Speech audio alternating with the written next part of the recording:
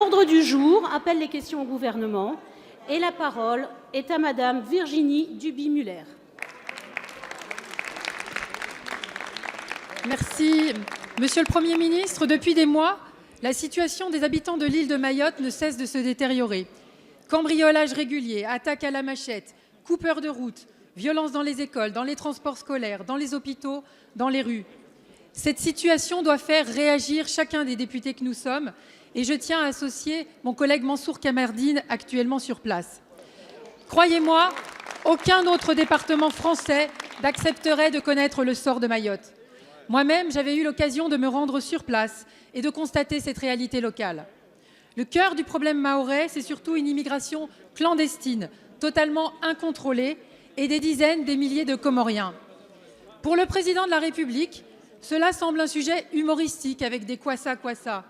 Pour nous, c'est plutôt une problématique urgente et dramatique qui nécessite mieux que des mesurettes.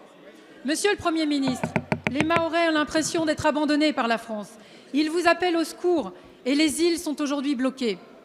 Vous avez fait le choix de laisser Mayotte dans le silence. Vous n'avez même pas daigné vous déplacer et vos annonces tardives sont dérisoires face à l'ampleur de la crise. Car comment se satisfaire d'une vingtaine de gendarmes supplémentaires qui arriveront au compte-gouttes quand Mayotte est en proie à une telle violence? Comment croire à l'efficacité de politiques publiques quand un tiers des habitants sont des clandestins? D'autant qu'en août dernier, le ministre des Outre-mer se disait favorable à davantage de regroupement familial. Ma question est simple. Quand allez-vous enfin restaurer l'autorité de la République à Mayotte? Nous vous demandons de doter la police aux frontières de vrais moyens pour arrêter l'immigration clandestine. Nous vous demandons un vrai plan d'investissement pour les services publics et notamment les écoles. Le devoir de la République, c'est d'abord de s'occuper des territoires, c'est d'abord de s'occuper des siens. Monsieur le Premier ministre, ne l'oubliez pas, Mayotte, c'est la France. Merci Madame Duby-Muller. La parole est à Madame Annick Girardin, ministre des Outre-mer. Madame la Présidente, Mesdames et Messieurs les députés, Madame la députée Duby-Muller, je suis une ultramarine et je n'ai pas attendu d'être ministre de l'Outre-mer pour connaître la situation de Mayotte. Oui, Mayotte, c'est 84% de personnes, mais vous pouvez écouter, c'est 84% de personnes qui vivent sous le seuil de pauvreté. Oui, Mayotte, c'est 4 fois plus de population en 30 ans. Oui, Mayotte, c'est 45% de personnes étrangères en situation irrégulière. Oui, Mayotte, c'est la première maternité de France. Et oui, pour être au rendez-vous, il nous faudrait créer une classe par jour.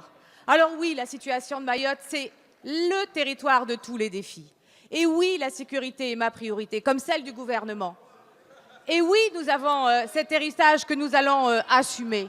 Et oui, il est scandaleux qu'il y ait eu des violences dans les établissements scolaires. C'est pour ça que nous avons 2 pelotons de mobiles en cours pour sécuriser la rentrée scolaire de lundi.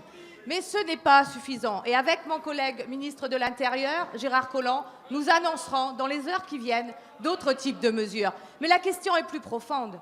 Au-delà de la sécurité, la question est de se dire quel est l'avenir de Mayotte. La départementalisation a été accompagnée, et pas par ce gouvernement, par plusieurs gouvernements, de manière insatisfaisante. Alors nous allons proposer aux élus du territoire, comme je l'ai fait depuis plus de 2 mois, d'ouvrir une conférence sur l'avenir de Mayotte.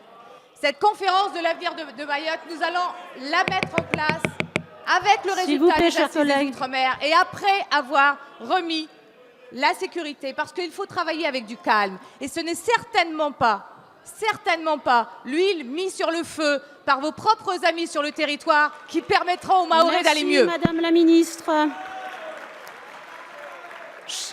Chers collègues, essayez d'écouter la réponse des ministres, s'il vous plaît. C'est quand même le but de cet hémicycle. Dans cet hémicycle.